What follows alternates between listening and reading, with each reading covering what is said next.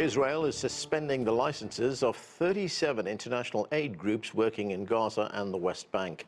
The Israeli government says the NGOs have failed to comply with new registration rules that require detailed information on all staff members.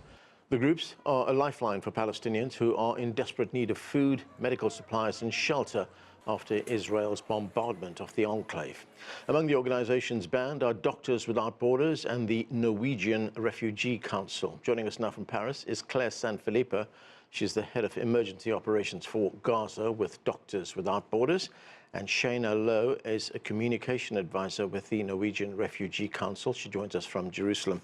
Thanks to both of you for joining us. Shaina, let me start with you. Now, your organization is among those 37 groups that have been banned by Israel from working in Gaza. Israel says these groups, including yours, have not complied with its new rules to supply personal information on those who work for you.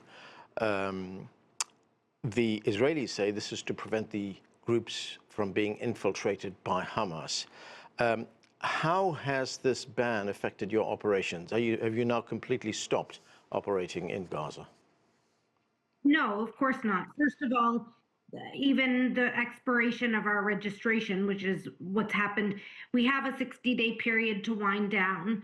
But this isn't the first obstruction that we faced by Israel. We're going to continue operating as much and as long as we can. Our teams on the ground throughout the occupied Palestinian territory are committed to continuing to respond to communities in need. So far, what we've seen as an impact is that international aid workers are not able to enter Gaza. So the internationals who have been supporting our local staff will no longer be able to enter. Already for 10 months, Israel has blocked all of our aid from directly bringing in our aid into Gaza. And so we anticipate that this will continue, of course, but our teams continue to respond, supporting people by providing over 100,000 people a day with clean drinking water, operating temporary learning spaces for children who were deprived of an education for 2 years, continuing to coordinate the shelter response as the lead agency for the shelter cluster, which is working with all of the different NGOs and the UN, providing shelter response, and much more work that our teams will continue to do despite these obstructions. What is the aid that your organization is able to get into Gaza right now? Because there are reports that Israel has been blocking some of those aid trucks from crossing the Rafah border. We have not been able to bring in any aid directly into Gaza since before March 2nd of last year. It's been more than 10 months. So even when we had registration that was intact, even after the ceasefire came into effect about almost 3 months ago, we still were not able to bring in aid. And the reason for the rejection after October 10th, when the ceasefire agreement came into effect, was that we were not authorized. So we saw that even though we had valid registrations, the Israeli authorities were still using the registration process as an excuse to prevent us from bringing in aid. 16 of the 17 rejections that we received since October 10th were based on the fact that we were not authorized to bring in aid, and the 17th rejection just simply said reject. Claire, Doctors Without Borders is also on that list. How is this ban affecting your medical teams on the ground? I mean, how big a setback is it? It's a massive setback. I mean, this threat to withhold the registration of Doctors Without Borders, but also other international organizations like NRC, is really a cynical attempt to even further restrict humanitarian services, both in the Gaza Strip and in the West Bank, at a time where the humanitarian situation in Gaza is nothing short of catastrophic. And really, right now, the situation is worsened by harsh winds and dropping temperature. So it is extremely cynical. And I think it's also important to state that it is in violation of Israel's international obligations under international humanitarian law, because granting access to humanitarian aid is not optional, it's not a luxury, it is mandatory under international humanitarian law. So very much like NRC MSF, Doctors Without Borders, continues to work in Gaza, but we've not been able since the beginning of the year to bring in international supplies. We were able to continue to do that until the end of last year, but with numerous and almost systematic blockages or delays from the Israeli authorities. And we've also, since the beginning of the year, not been able to bring in new international stuff. So it is extremely concerning because today Palestinians need more aid, not less aid. You call this move by Israel a cynical move. The Israelis say they're doing this to prevent infiltration of these groups by Hamas. What is your response to that? Well, what I can tell you is that, unfortunately, we're now under a defamation campaign from the Israeli authorities, which have accused organizations, including MSF, to hire members of armed groups. And it's very important to categorically refute these allegations made by the Israeli authorities, because we would never knowingly employ anyone involved in military activities. I think it's very easy to understand that it contradicts our core values and ethics, as well as humanitarian principles, but also it would put our patients, our staff, and our activities at risk. We're very concerned that these allegations are being made without any proof, and that they contribute to delegitimizing the critical work that are being done by humanitarian workers, again, at a time where the needs are extremely high. Shaina, it is midwinter right now. It's also the rainy season. Temperatures are dropping across the region. What are your biggest needs right now, and are you able to fulfill some of them? Shelter is a huge concern, and it's not just about providing emergency shelter. About 1.3 million people remain in need of emergency shelter after 80% of Gaza's buildings were destroyed, hundreds of thousands of housing units damaged or destroyed. It's firstly about getting in emergency shelter supplies, tents, tarpaulins, timber and framing materials, which have been barred from entering for years now. But it's also about getting in the heavy machinery that's needed to clear rubble, to make more space for displacement sites, to dig drainage channels, because Gaza is very prone to flooding, and people are living very close to sea level and close to the sea. And so flooding has been a huge issue. Being able to mitigate and remove both sewage and trash and other solid waste. And so in order to do that, we need supplies, we need tools, we need heavy machinery, and that is not entering at all, and we need much more. And so people are freezing. We've already seen several babies die as a result of exposure this winter alone. We saw many die last year as well. We've seen people die as buildings have collapsed because people are trying so hard to stay out of tents and off the ground, that they're living in buildings that are just structurally unsound after so much destruction. And so we need to get in emergency shelter supplies. We need to see them entering at a scale that we have not seen. And we need to make sure that those supplies that are entering are up to humanitarian standards, because we've seen donor governments who have been trying to respond to the crisis, bringing in materials that aren't really suitable for the weather conditions in Gaza, and as a result require reinforcement with additional tarps if they aren't waterproof, and they really aren't fit for the harsh winters that people in Gaza face, where it's very windy, it's very rainy, and it's very cold. Shaina, is there still a big Israeli military presence in the areas where you are operating? Because under the terms of the ceasefire, the Israeli military was required to move east to a line east on the eastern side of Gaza. We're only operating in the western part of Gaza, but of course we're still hearing about bombardments happening on a regular basis within those areas where most of the civilians in Gaza remain.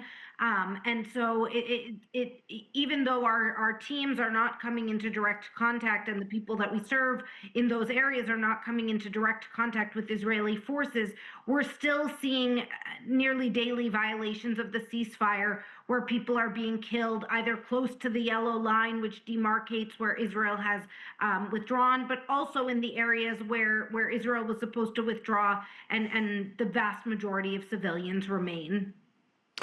Claire, the World Health Organization warned that the health catastrophe in Gaza will last for generations.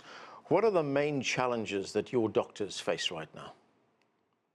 Absolutely, and I think, building up on what has been said before, violence continues in Gaza very much on almost a daily basis, and it continues to kill and maim Palestinians.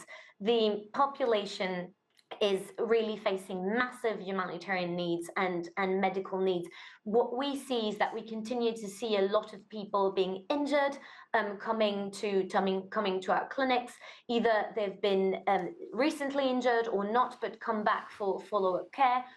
Burns patients as well come, and an increasing number of patients come because of infections or diseases linked to the dire and appalling living conditions. Very much, of course, linked to winter. We see an increase of respiratory diseases, but also gastric diseases and a lot of diarrhea. We also see malnutrition, continue to see malnourished children and pregnant and lactating mothers, and people coming because of the dire conditions. The health system has been nearly entirely destroyed after over 2 years of conflict. The overwhelming majority of hospitals and health centers have been damaged or destroyed, and the ones which remain and continue to provide care to patients provide so to a very high number of patients, and with not enough supplies because of the blockages that we were speaking about earlier. So it's really important that there is a scale up of humanitarian aid into the Gaza Strip, and therefore this announcement that registration will not be renewed to organizations that precisely do so, provide care to Palestinians, is a devastating blow, because it will leave hundreds of thousands of people without care. Just to give you an idea about what we do in Doctors Without Borders, in 2025 alone, we supported 1 in 5 hospital beds and 1 in 3 births. We basically carried out almost 800,000 outpatient consultations and managed over 100,000 trauma cases.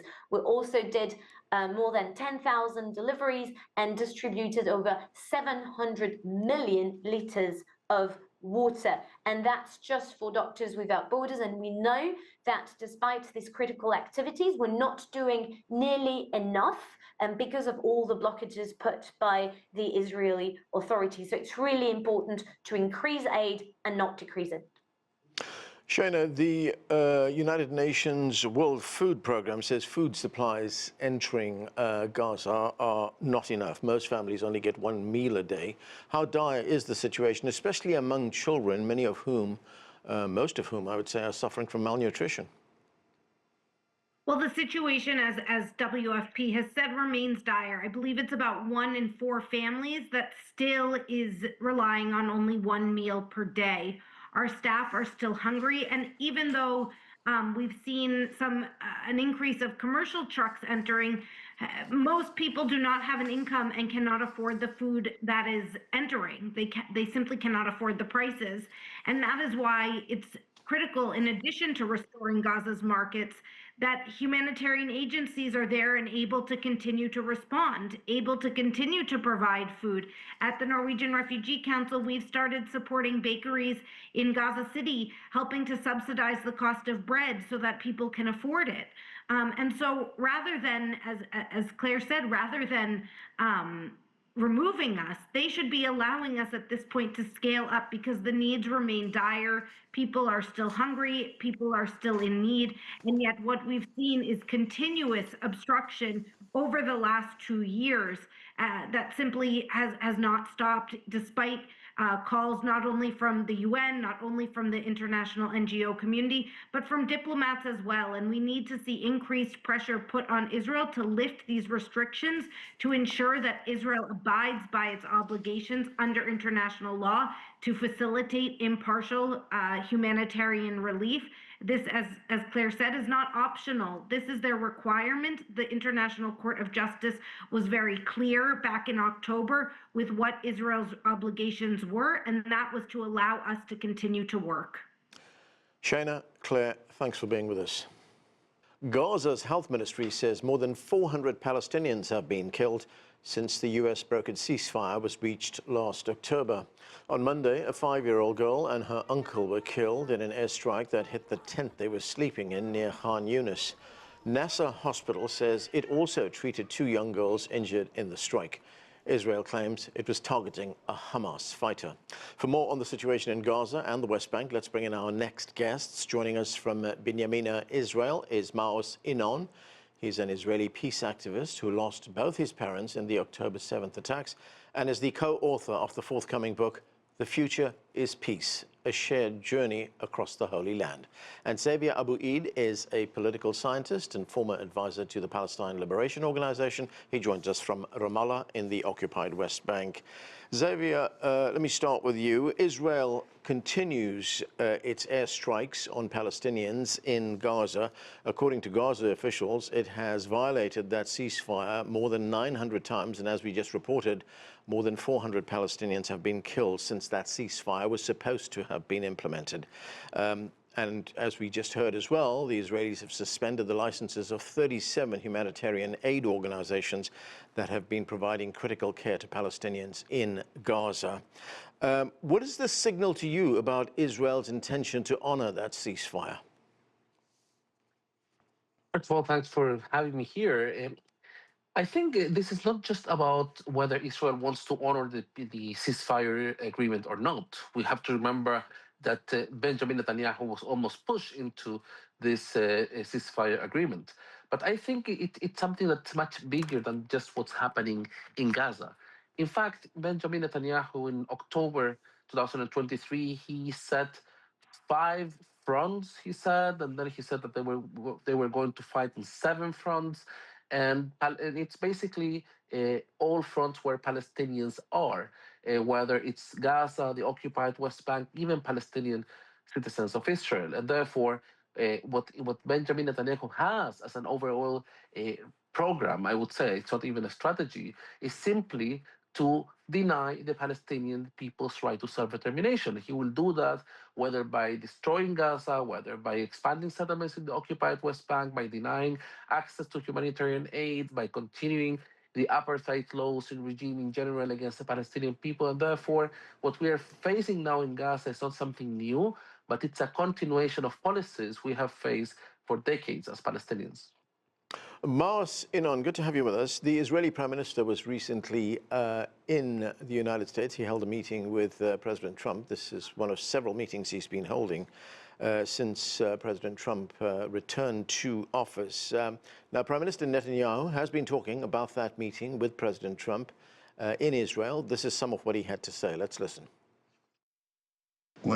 He was unequivocal. He repeated it both in our internal conversations and in front of the public at the press conference there. He said the necessary condition is that Hamas disarms.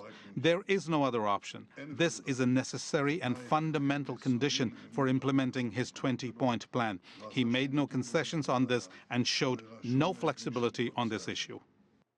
Now, Maoz, in addition to that call for Hamas to disarm, that settlement plan, that 20-point plan, also calls for the withdrawal of Israeli troops, the establishment of a technocratic government, and the start of reconstruction. I mean, has the Israeli government set any kind of a deadline? I mean, are there concerns that Israel is deliberately, intentionally delaying this peace process? So I'm not a political analyst. I'm a peacemaker. And a peacemaker who lost both his parents on October 7th and choose as a personal healing but as an optional and alternative path for both people, Palestinians and Israelis, to choose reconciliation and partnership with Palestinians, with Israelis, and with peace supporters all over the world. And I don't need to listen to the Israeli Prime Minister because I both, like all Palestinians, suffer from his actions and from his policies. And the policy of the Israeli government is very clear, and it's not only not recognizing the self-determination of the Palestinians, it's also the existence of the Palestinians and their livelihood. So it's within the Israeli government policy to destroy Gaza, to ethnical cleansing all the Palestinians in Gaza, and they are doing the same also in the West Bank. And like my Palestinian partner that I missed your name just shared, also with the Palestinian citizens of Israel. So the war, the ceasefire is fake. The war is still continuing, and Israel is still continuing to break any international law and any humanitarian values or regulation, and we all suffer from it, and it doesn't matter. And I'm crying, and I cried since October 7th, yes, both for my parents and my Israeli friends who were killed during the Hamas attack, but for all the Palestinians that were killed before, during, and after, and we must stop it. Maoz, I take your point about reconciliation as well as the search for peace, but despite the conditions which you have just described, you get the sense that there is a will, that there are elements within both sides that will seek reconciliation, as you point out, that will seek the peace that you are seeking. Of course, there are many. I would dare to say the majority of Palestinians and Israelis are in favor of ending the bloodshed, ending the violence, the cycle of violence, fear and hate that we've been trapped within for a century. But it's time now to act, not just to want it or wish for it. It's time to act and to prove once again that we as individuals, but as people, as humanity, can choose the path of peace and reconciliation and not bloodshed, hate, war, and revenge.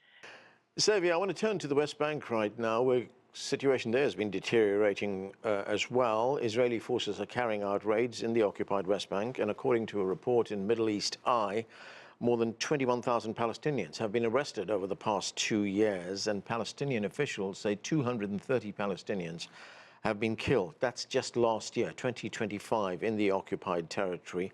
Thousands, tens of thousands, have also been displaced. What can you tell us about conditions there? I'd say that people should understand that all of the occupied West Bank is under Israeli occupation. And when we talk about occupation, which is a term that comes under international law, the translation for everyone to understand is control. So Israel controls everything, the land and the people. And when I say the land and the people, it's not just about expansion of settlements. It's even about the population registry. It's even about with whom someone can get married.